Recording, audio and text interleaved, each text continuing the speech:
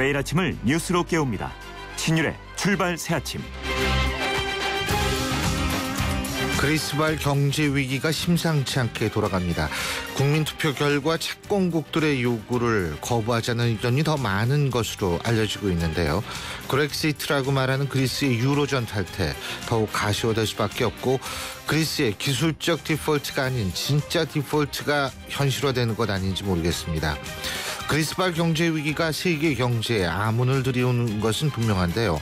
오늘 신율의 출발 새아침에서는 이 문제 자세히 분석해 보겠습니다. 사고까지 겹쳐서 강북강변 성산 방향이 거의 멈춰 있는 날 아침, 신율의 출발 새아침 오늘 순서 시작합니다.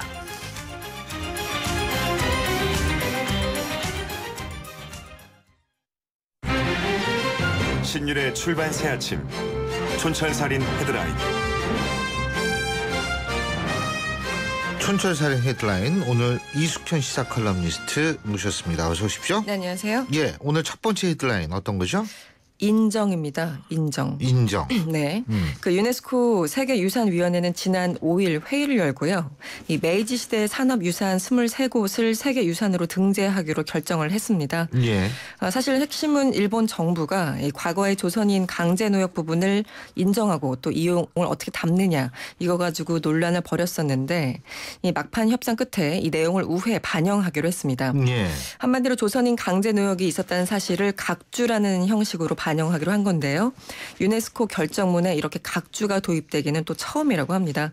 어쨌든 일본이 국제사회에서 사실상 이 공식적으로 과거 강제노역을 인정한 것은 처음인데요. 어쨌든 우리 정부의 외교적인 성과로 지금 평가되고 있습니다. 근데요. 네. 이게 뭐 영국처럼 산업혁명이 처음 일어난 나라도 아니고, 이런 식의 메이지 시대 산업유산이 저는 왜 세계유산인지 잘 이해를 못하겠어요. 아직 제가 이 문화유산에 대한 지식이 미천해서 그런지는 모르겠지만 네. 이런 부분에 대해서 좀 더, 전 진짜 이거 뭐 거기다가 더군다나 강제노역까지 한 장소를 이렇게 해야 되는지. 그게 뭐 우리 내부적으로 정부는 뭐 최대 한도로 노력을 다했다, 지금 이런 입장인 것 같은데, 글쎄요, 국민들도 과연 그렇게 생각할까요? 기본적으로 이 등재 자체를 막을 수 있는 그런 상황은 아니었던 것 같고요. 어쨌든 지난 4일날 원래 결정하기로 한 건데, 이제 우리 정부가 여기에 대해서 워낙 강력하게 얘기를 하다 보니까 의장국을 맡고 있는 독일을 하루 이렇게 미뤄서 결국은 어제 밤에 결정이 난 것으로 알려졌습니다. 전 그래도 잘 이해 못하겠어요. 다음 헤드라인 어떤 겁니까? 네, 그 중국 연수 중이었던 그 공무원들 사망 사고, 버스 추락 사건이 지난주에 알려지지 않았습니까? 예. 이것을 수습하기 위해서 현재 파견됐던 최두영 지방행정연수원장이 어제 숨진 채 발견이 됐습니다. 최 원장은 사고 수습 과정에서 몰려온 압박감 등으로 자살한 것으로 현재까지 추정이 되고 있습니다. 앞서서 이번 버스 추락 사고로 숨진 우리 국민 10명 시신이 오늘 오후에 인천공항으로 도착할 예정인데요. 이렇게 잇단 사망 사고로 행정자치부는 큰 충격에 빠진 그런 모습입니다. 관련해서 유족들은 지난 4일 밤 늦게까지 이 현지 사고 수습팀과 회의를 벌였는데, 당초에는 정부 차원의 연결식과 장례식을 요구했지만 이 최두영 연수원장의 사망 이후에 이 지자체별 장례 절차에 대부분 동의한 것으로 전해졌습니다. 근데 지금 중국 경찰이 발표를 했죠. 자살한 것이다라고 했는데, 또 여기 같이 가셨던 우리 공무원분들은 자살할 이유는 없지 않을까라는 의견도 분명히 있는 것 같아서 이 부분에 대한 조사가 좀 더 이루어져야 되는 것 아닌가. 뭐 중국 공안 측은 이미 뭐 그런 식으로 결론을 내린 모양인데, 우리 같은 경우에는 이제 좀 더 철저한 조사를 해야겠죠. 네. 다음 헤드라인은 어떤 거죠? 13입니다. 13. 예. 지난 5일 기준 메르스 확진자가 186명으로 지금 늘어났는데요. 이 삼성 서울병원에서 확진 판정을 받은 의료진만 벌써 13명에 달한다고 합니다. 지난 4일 확진 판정이 냈던 그 185번째 환자가 예. 삼성 서울병원 의사로 밝혀지면서 이 의료진 감염에 대한 우려가 계속 높아지고 있습니다. 앞서서 우리 정부는 이 메르스 환자가 나오거나 거쳐간 21개 병원에 대해서요, 총 160억 원을 지원한다고 밝힌 바가 있습니다. 네. 또 이와 별도로 1,000억 원의 추경 예산안을 지금 정부에 국회에 제출한 상태인데, 추경이 확정되면 추가적으로 다른 병원이나 환자들에 대해서 지원한다는 방침입니다. 예. 뭐 어젠가요? 네. 그 일반인 의료진이 아닌 확진자가 또 나오지 않았습니까? 그렇죠. 네네. 이 메르스 문제도 이게 언제 끝나는 건지 이거 진짜 모르겠어요. 참 걱정도 많이 되는데. 네. 지금 치사율 같은 경우에도 정부 예상치보다 훨씬 높지 훨씬 않습니까? 높죠. 네. 이게 일반 계절 독감은 치사율이 0.1%포인트밖에 안 된다고 그러더라고요. 네네. 그러니까 0.1%밖에 안 된다고 그러더라고요. 그렇기 때문에 이게 상당히 참 걱정되는 건데 워낙 또 다른 큰 뉴스들이 많이 나오니까 이게 이제 또 가려지는 거 아닌가 이런 생각도 드는데. 지금 우리 그 치사율이 지금 10% 중반까지 올라간 그런 상황이죠. 네. 다음 헤드라인은 어떤 겁니까? 귀인은 없었다입니다. 그 지난주 검찰이 성완종 리스트 관련 수사를 사실상 마무리했지만 이 수사 결과에 대한 비판이 지속되고 있습니다. 지난 대선 당시 핵심적인 위치에 있었던 홍문종 의원 등 이른바 친박 인사들에 대해서 계좌 추적조차 하지 않은 것은 물론이고 또 결과적으로 경남 기업 인사들에 대해서만 구속 수사한 것 등에 대해서 뒷말만 지금 무성합니다. 당초 검찰은 귀인을 기다린다 이렇게 말하기도 했는데 네. 어쨌든 결과는 상당히 초라합니다. 지금 뭐 야당은 지난 4일 날 특검법을 발의한 그런 상황인데요. 어쨌든 성완종 리스트 수사는 끝이 났지만 검찰의 이 특별수사팀은 아직 해체되지 않고 있다고 합니다. 이유를 들어봤더니 이 금품수수 의혹이 제기된 새누리당 이인재 의원과 새정치민주연합의 김한길 의원에 대한 수사를 이 특별수사팀에서 계속한다는 방침인데요. 어떤 결과가 나올지 조금 더 지켜봐야 될 것 같습니다. 예, 아무래도 이게 특검 얘기가 나올 수밖에 없는 상황이 아닌가 이런 생각이 들거든요. 네네.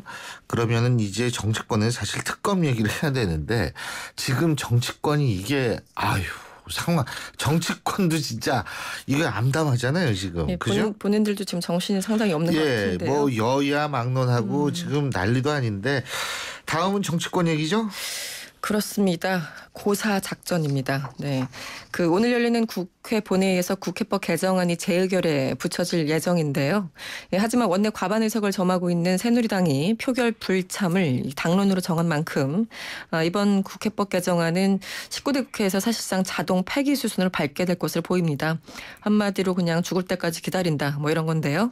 일단 재의결을 하기 위해서는 이제 조건이 있습니다. 이 제자구현 과반 출석에 출석 의원 3분의 2의 이 이상의 찬성이 있어야지 가능한데 새누리당 의석수는 현재 160석입니다. 일단 새정치민주연합은 그 여당의 표결 참여를 강력히 요구하고 있는데요. 이와 별도로 오늘 본회의 이후에 박근혜 대통령이 과거 공동 발의자로 서명했던 국회법 개정안 그리고 정책위원회가 발굴한 상위법을 위반한 25개 시행령에 대해서요. 모법 개정안을 발의할 계획이라고 합니다. 글쎄요. 새정치민주연합이 이렇게 얘기를 했을 때 국민들이 어떻게 생각할지는 모르겠습니다만 중요한 것은 미국 같은 경우에도 대통령이 거부권 행사한 법안을 통과시킨 경우는 거의 없거든요.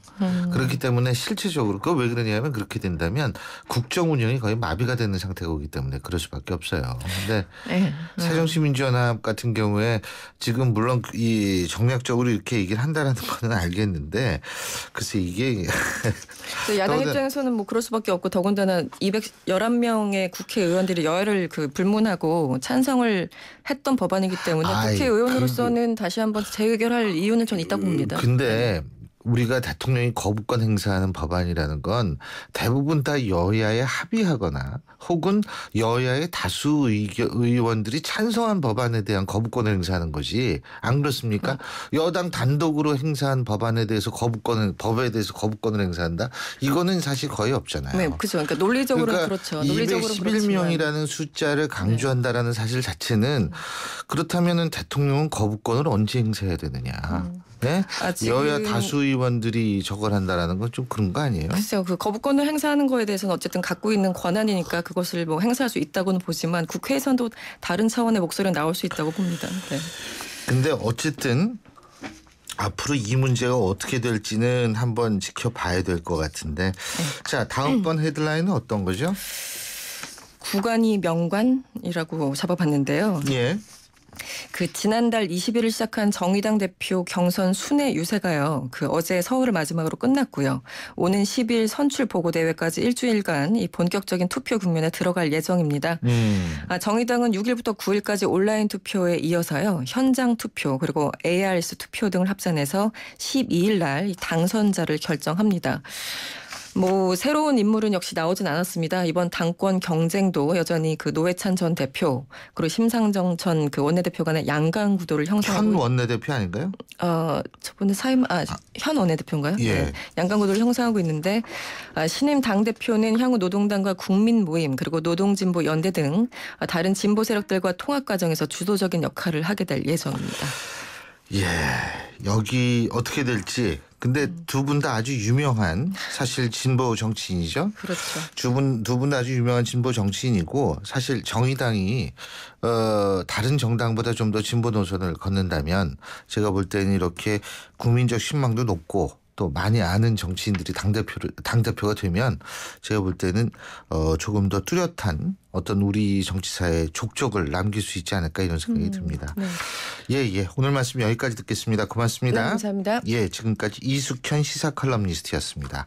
자, 지금 7시 29분 32초 지나고 있는데요. 자, 지금 교통 상황 알아보겠습니다. 오늘 진짜 사방이 난리가 났습니다. 김재현 캐스터. 네, 출발새 아침 교통정보입니다. 곳곳에 사고와 고장차 때문에 정체가 더욱 심한 월요일 출근길입니다. 강변북로 일산 쪽으로 가는 길 반포대교 지난 지점에 있었던 사고 처리 작업 20분 전쯤에 모두 끝이 났습니다. 다만 뒤쪽으로 구리시계부터 반포대교 지날 때까지 시속 20km 미만으로 정체가 상당히 심한 편이고요. 올림픽대로 역시 공항 쪽으로 가는 길 반포대교 지난 지점 하위 차로에 고장차가 서 있기 때문에 암사대교부터 반포대교 지날 때까지 역시 시속 20km 미만 정체입니다. 반대편 강 동쪽으로 가는 길 올림픽대로는 행주대교부터 한강대교까지, 강변북로는 방화대교부터 동작대교까지 비슷한 구간에서 속도가 떨어집니다. 청담대교 북단에서 남단 쪽으로도 사고가 발생했는데요. 남단을 조금 지난 지점 하위 차로의 추돌 사고 때문에 북단부터 정체가 되기 시작하고요. 이어지는 분당 수서로는 도심 진입하는데 거의 전 구간에서 정체입니다. 옆에 언주로도 내곡나들목에서 구룡터널 쪽으로 이동하는데 시속 30km 미만으로 이동합니다. 출발새 아침 교통정보였습니다. 예, 신율의 출발새 아침 1부 순서는 여기서 줄입니다. 잠시 뒤 2부에서 뵙죠.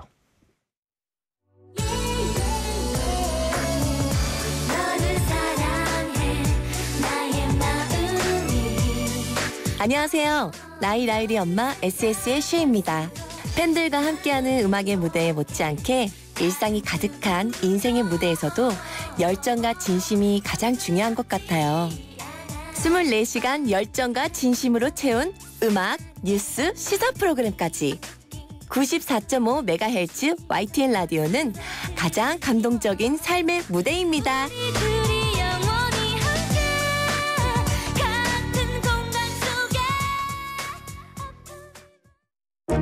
소통의 아침을 여는 공정한 목소리 신율의 출발 새아침. 신율의 출발 새아침 2부 순서 광고 듣고 시작합니다. 정대리 곧 출산이지? 축하해. 네, 사장님. 그런데요, 아이 낳고 육아휴직 들어가면 제가 하던 일은 누가 하죠? 걱정 마. 고용노동부에서 운영하는 대체인력뱅크가 있잖아. 대체인력뱅크는 출산, 육아휴직 등으로 빈자리가 생겼을 때 대체인력을 추천해드리는 곳입니다. 지금 인터넷으로 대체인력뱅크를 검색해보세요. 신율의 출발 새아침. 예, 개정국회법. 저희가 좀 전에 말씀을 드렸습니다만 어쨌든 오늘 다시 국회에 올라갑니다. 자동 폐기 수순이 되겠지만 지금 우리가 주목할 수밖에 없는 것은 유승민 원내대표의 거취와 맞물려 있는 문제이기 때문인데요. 친박계가 제시한 유승민 대표의 사퇴 시한 오늘 아니면 내일입니다. 그러니까 6일 아니면 7일이라는 얘기인데요. 과연 어떻게 될까요? 새누리당 비대위원을 지내셨죠. 중앙대학교 이상돈 명예교수와 미리 한번 짚어보겠습니다. 교수님 안녕하세요. 네, 안녕하십니까. 일단 개정국회법 문제는 오늘로 이제 뭐 어떤 식으로든 결론이 나겠죠. 그렇죠? 네, 그렇습니다. 예. 대체로 예상하는 대로 새누리당 의원들이 뭐 투표에 참여하지 않겠죠. 네. 예. 방법은 두 가지잖아요. 투표한다 그랬을 때 나가는 방식이 있고 일단 명패는 받고 앉아 있어서 투표를 안 하는 방식이 있고 그죠? 어떤 방식을 채택할 거라고 생각하십니까? 퇴장하는 형태가 아니겠습니까? 그게 새누리당 입장에서 확실하죠. 네. 그게 확실하죠. 예. 네. 그런데 사실 오늘 가장 큰 관심은 새누리당 유승민 원내대표의 운명인데 어떻게 보십니까? 오늘 거취 표명을 할 거라고 보십니까? 나는 그럴 것 같지 않습니다. 그런 기미가 안 보이죠. 그리고 전 유승민 대표가 이렇게 밀려서 사퇴하지는 않을 겁니다. 네. 아마도 7월 중에 원내대표로서 해야 할 추경 같은 거요? 현안 안건이 있죠. 네. 예. 몇 건 더 있다고 알고 있습니다. 그런 것을 일단 좀 처리하고서 여론의 추이를 보지 않을까. 하지만 청와대와 어떤 이런 대치 관계에서 원내대표가 이렇게 장기적으로 버티는 데는 한계가 있죠. 아니, 그래도요. 네. 그러면 장기적으로 버티는 데는 한계가 있다. 네. 근데 언젠가는 그럼 물러나야 된다 이런 말씀이시네요, 그죠? 물러나야 된다기보다 물러나지 않을 수 없다는 얘기죠. 않을 수 없다. 네. 예. 네. 그런데 그게 당장 7월 오늘이나 내일은 아닐 것이다. 네, 그런 그죠? 것 같지는 않습니다. 예.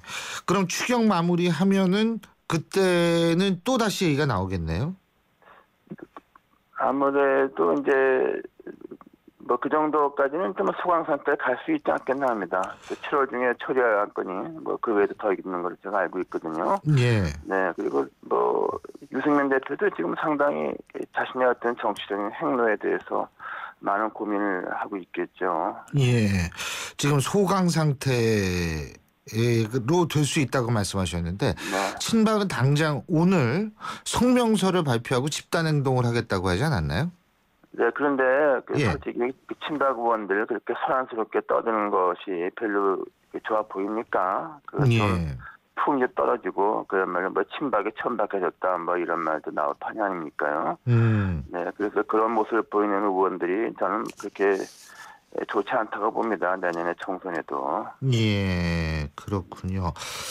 그런데 어쨌든 지금 대통령은 계속 침묵하고 있지 않습니까? 그렇죠? 네, 그렇죠. 네. 예, 대통령의 침묵 길게 이어질 거라고 보십니까? 어제도 그 정의화 국회의장이 언제 한번 뵙고 싶다라고 그랬을 때 인사만 받았지 거기에 대해서 이런 방구 얘기도 안 하고 좀 아주 어색한 장면들이 많이 연출되던 모양인데요.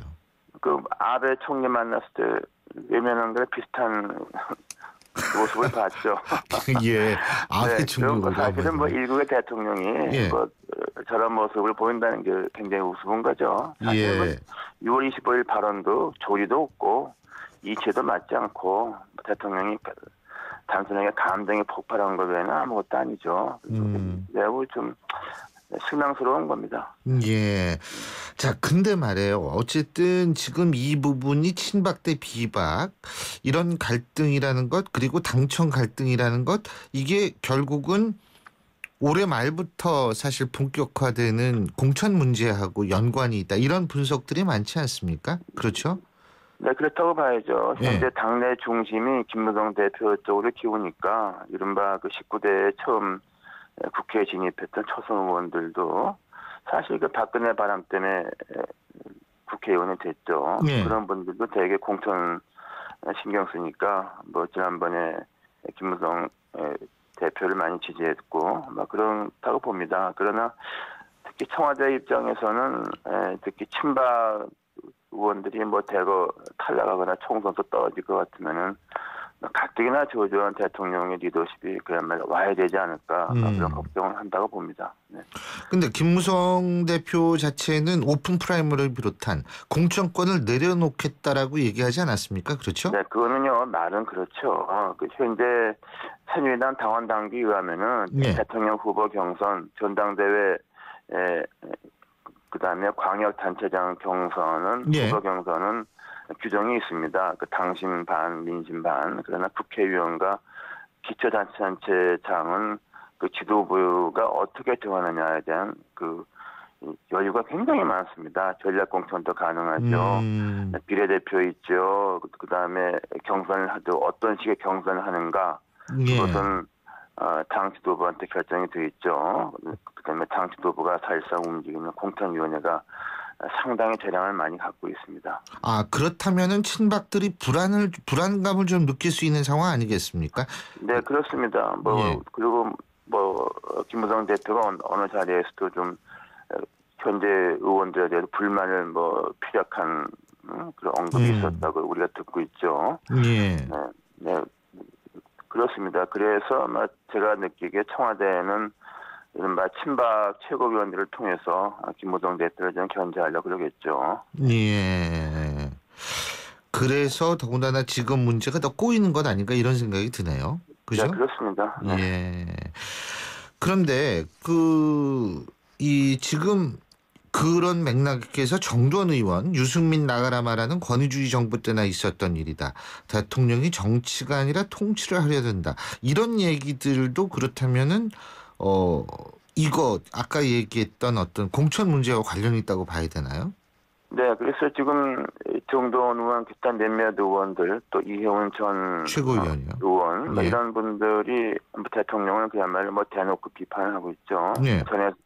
전에는 볼 수가 없는 현상이죠. 그분들 공통점은 자체적으로 지명도가 있고 경쟁력이 있는 분들이죠. 예. 네, 그래서 어떻게 보면은 이런 분들은 아마 보기에 박근혜 대통령과 새누리당의 어떤 지지도가 계속 하향 추세를 가지 않겠느냐. 심지어 이런 분들은 공천권에 연연하지 않겠다. 이런 생각도 하고 있는지 모르겠어요. 그러면 무소속으로 나가야 된다는 거 아니에요? 예? 만약에 공천이 탈락이 돼도 어차피 공천을 기대하기 어렵다고 본인이 판단할 수 있죠. 그런 경우 이런 분들은 사실상 무소속으로 나가도 승산을 볼 수 있는 경쟁력이 있는 의원들이죠. 사실상 브랜드 파워 측면 그렇다면 브랜드 파워 측면에서 새누리당보다는 내 개인적인 지명도라든지 이러한 것들에 더욱더 자신감을 갖고 있다. 이렇게 이해해도 되겠습니까? 네, 그럴 수도 있죠. 특히 지역구 사정에 따라서는 예. 이제 박근혜 브랜드가 오히려 네거티브하게 적용하는 곳도 많이 있죠. 예. 그러니까 그럴 바에야 자신이 대통령과 좀 각을 세웠다는 것이 오히려 유권자한테 설득력이 있다고 봅니다. 네. 지금 새정치민주연합도 그렇고 새누리당도 그렇고 이렇게 복잡한데 말이에요. 지금 새정치민주연합이 조금 더 복잡하게 가는 것 같아요. 전북도당이 도민을 상대로 자체 여론조사를 했는데 호남신당에 대한 지지율이 높은 것으로 나타나서 아예 공개 자체를 안 하기로 했다라는 그런 보도도 있는 것 같은데 그렇죠? 네, 그런 보도가 있었죠. 예. 사실 창당도 안 된 호남신당이라는 구름 같은 실체에 대한 지지도가 더 높았지 않습니까? 근데 전라북도는 전라남도나 광주보다는 이른바 친노 성향이 좀 강한 곳이 아닙니까요? 예. 네, 전라북도가 그러니까 전라남도나 광주는 어떨 것이냐 말이죠. 그래서 이런 추세가 반전이 안 되면은 호남 의원들이 이렇게 되면 도대체 공천을 받는 게 좋을지 무소속이나 호남신당 또는 제3신당이 나을지 이런 고민을 하지 않겠습니까? 예. 네, 그래서 문재인 대표나 김상곤 혁신위원장이나 아주 심각한 어떤 결단을 해야 할 시점이 올 수도 있겠습니다. 근데 그거 결단을 할 수 있다고 보세요? 근데 그게 이렇게 쉬워 보이지 않죠. 예. 그래서 그게 쉬워 보이지 않은 게 문제죠. 예. 네, 그렇죠. 네, 네. 근데 한간에서는 여권의 비박하고 야권의 비노가 중도에서 만날 수 있다. 이런 얘기까지 나오던데 네. 이게 현실성이 있는 얘기라고 보세요? 네, 조선일보 정치부장이 그런 칼럼을 썼는데 그래서 화제가 됐죠. 근데 정치부장이 아주 근거 없는 얘기는 아니겠죠. 예, 네, 당연하죠. 징후를 받기보다는 예.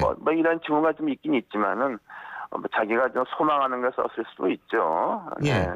그런데 이제 우리가 상식적으로 봐도 비박이라고 해서 종류가 많지 않습니까? 예. 친박의 행태를 좋아하지 않는 사람이 다 비박이니까. 그 중에서 비박 성향의 의원 중에서 좀 개혁 성향이랄까 좀 등등 수도권에 있는 이런 의원들이나 또는 현재 비노 의원 중에서 수도권 또는 호남의 일부 의원 같은 분들은 상당히 좀 개혁 지향적이고 현재의 어떤 진영 논리에 갇혀 있는 친박 대 친노 이 지긋지긋한 현상에 좀 염증을 느끼는 분들이 있죠. 뭐 그런 분들은 이제 공통된 성향이 있으니까 어떤 정책의 변화에 따라서는 어떤 연대 나가서 조선일보 칼럼이 말한 바와 같이 뭐 제3당 불가능하지는 않다고 봅니다. 네. 특히 요새 발언 세게 하는 의원들 같은 경우에는 아까도 말씀드렸지만 브랜드 파워가 나름대로 자신이 있기 때문에 얼마든지 또 다른 선택을 할 수 있다. 이렇게 해석해도 될까요? 네, 그렇게 해석할 수 있지 않겠습니까? 또 하나는 또 주목할 것은 그 박근혜 대통령 쪽에 있었던 서강대 전 교수님이죠. 김강두 예, 김강두 교수님과 교수님. 역시 또 문재인 캠프에서 들어왔던 한성대 김상조 교수님 이끄는 연구소가 어떤 공통 세미나를 했죠. 예, 얼마 전에 했죠. 예. 거기에 이혜원 전 의원과 박영선 의원이 같이 참석하지 않았습니까? 저는 그것이 굉장히 상징성 있는 모습이라고 봅니다. 진짜 그런 말씀 들어보니까 진짜 상징성이 있겠네요. 그죠? 그렇다면 만일 이런 식의 우리가 하나의 가정입니다. 가정이지만 이런 식의 중도 세력이 산생한다면 내년 총선이 나름대로 상당히 영향력을 미칠 수 있지 않을까 이렇게 생각할 수도 있는 거 아니겠어요? 네, 그래서 현재 같은 뭐 대통령의 외골수 그다음에 새정치 민주연합이 그냥 고착 상태에 있게 되면은 어떤 자연스럽게 어떤 이런 분출이 생길 수가 있죠. 네, 저는 그렇다고 봅니다. 그리고 이건 뭐 중도라기보다는 이제 개혁이죠, 개혁. 그리고 현재 세계 그리고 우리나라의 경제 사회 현상이 과거처럼 어떤 뭐 진보 정책 또 보수 정책 말하자면은 무슨 증세 또는 감세 이걸로 그냥 한 가지 처방으로 풀 수가 없지 않습니까요? 네, 그런 것이 지난주에 있었던 김강두 교수와 김상조 교수의 세미나도 그런 답을 찾는 것 같습니다. 그런 개혁의 구체성을 찾아서 우리 미래를 좀 담보하고자 하는 양식 있는 정치인들의 어떤 모임이 생길 수 있다고 봅니다. 예, 잘 알겠습니다. 오늘 말씀 여기까지 듣겠습니다. 고맙습니다. 네, 감사합니다. 예, 지금까지 중앙대학교 이상돈 명예교수였습니다. 경제뉴스 알아보겠습니다. 최요한 경제평론가 연결합니다. 안녕하십니까? 예, 안녕하십니까. 최요한입니다. 예, 해외 직구 말이에요, 이거. 예.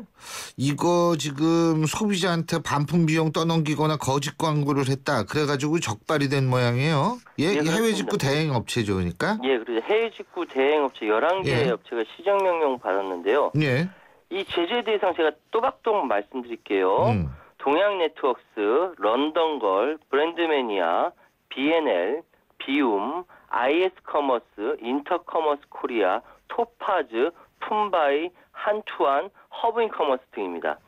이 공정위에 따르면 이들 업체 중 상당수는 주문을 취소하는 소비자에게 부당하게 반품 비용을 청구한 것으로 드러났는데 예를 들어 반환된 상품을 해외 쇼핑몰에 돌려보내지 않았는데도 국제 배송비를 청구하거나 인건비, 물류비 등 사업자 관리 비용까지 소비자에게 떠넘기는 행태가 있었고요. 파손된 상품이나 주문하지 않은 게 잘못 배송돼도 반품 비용을 소비자에게 청구한 경우도 있었습니다. 과장 광고라는 건 뭐예요? 거짓 문구로 소비자 유인 사례인데요. 다른 쇼핑몰이 같은 상품 더 싸게 팔고 있습니다. 그런데도 홈페이지에는 인터넷 최저가 쓰거나 또는 같은 값에 다른 데서 판매하고 있는데도 모바일 쇼핑에서는 좀 더 싸게 판다 해서 모바일 특가 뭐 이렇게 광고하기도 하고요. 근데 여기 소비자 청약 철회가 불가능하다. 뭐 이런 식으로 이제 고지를 한다든지 약관을 제대로 마련하지 않은 업체가 다수였다고 합니다. 그렇군요. 예. 자, 그리고요. 이 피싱 문제 말이에요. 피싱 사기나 대출 사기 때문에 피해를 보신 분들, 그 피해 금액 가운데 이 사기 이용 계좌에 남아있는 돈을 원소유주에게 돌려주는 작업을 지금 금감원이 추진 중이라고 하죠. 얼마 이거 액수가 좀 됩니까? 예, 액수가 한 540억 원 정도 됩니다. 예. 그러니까 사기 이용 계좌에 남아있던 돈 원소유주에 마땅히 돌려줘야죠. 그렇죠. 특별법 시행 이후 2011년 9월부터 피해 금액을 지금까지 계속 돌려준 결과 모두 8만 1,000명의 피해자에게 1,308억 원을 이미 환급해줬고요. 그런데 피해 환급금이 미신청된 계좌 가운데 5만 원 이상 남은 계좌 3만 3천 개 정도 되고 피해자는 한 5만 3천 명 정도 된다고 합니다. 예. 또 100만 원 이상 되는 통장도 12,888계좌. 그러니까 피해자는 19,446명이나 된다고 하는데요. 예. 그러니까 이렇게 피해자분들 보이스피싱에 대출 사기된 금 피해자는 경찰에게 가서 사건, 사고, 사실 확인원 요거를 받아서 거래은행 등에 피해 구제 신청하면 별도의 소송 없이 돌려받을 수 있다고 합니다. 그렇군요. 예. 요거 좀 특이한 얘기인데 창립 이후에 첫 번째 가동을 중단한 한국도자기요. 공장 가동을 잠시 중단하면서 단 한 명의 인력 조정 없이 전 사원의 유급 휴직을 7월 한 달 동안 실시한다. 이렇게 얘기를 했죠. 그죠? 예, 그렇습니다. 예, 이거 아주 특이한 뉴스네요, 진짜. 예, 그렇습니다. 뭐 이렇게 큰 회사에서 인력 그렇죠. 조정 한 명도 없다는 게 정말 우리에는 특이한데요. 이게 72년 만에 첫 임시 가동 중단이거든요. 그러니까 한국도자기에 대해서 막 위기설 막 이렇게 막 부풀려 나왔는데 예. 핵심은 이겁니다. 단 한 명의 인력 조정 없이 전 사원이 힘을 모아 고난을 극복하려 한다. 회사에서 입장을 밝혔습니다. 언론의 경영위기, 가동 중단, 장기화 이런 얘기가 있으니까 예. 매년 정기적인 하기 휴가에다가 정부의 지원제도 이용하는 휴직 연기해서 전 사원이 잠시 좀 쉬자, 재충전을 갖자라는 것이고 생산시설 보수와 교체를 위한 것이다라고 이야기하는 거죠. 그런데 이제 그 결혼 혼수권 대명사였던 한국도자기가 수년째 외국산 수입자기에 밀려서 어려움 겪었던 건 사실이고요. 예. 하지만 여러 번 그동안 어려운 시기 겪으면서 구조조정 없이 노사 상생의 길을 걸었다. 이거 역시 사실입니다. 이 위기 힘을 합쳐 잘 넘기셨으면 좋겠네요. 그랬으면 좋겠습니다. 예, 오늘 말씀 여기까지 듣겠습니다. 고맙습니다. 예, 감사합니다. 예, 지금까지 최호한 경제평론가였습니다.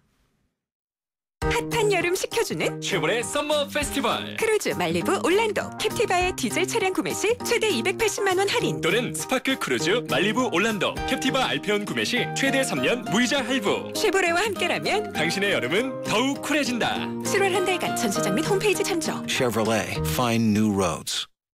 신율의 출발 새 아침 2부 순서는 여기서 줄입니다. 뉴스 들으시고 전 8시 10분 3부에서 뵙겠습니다.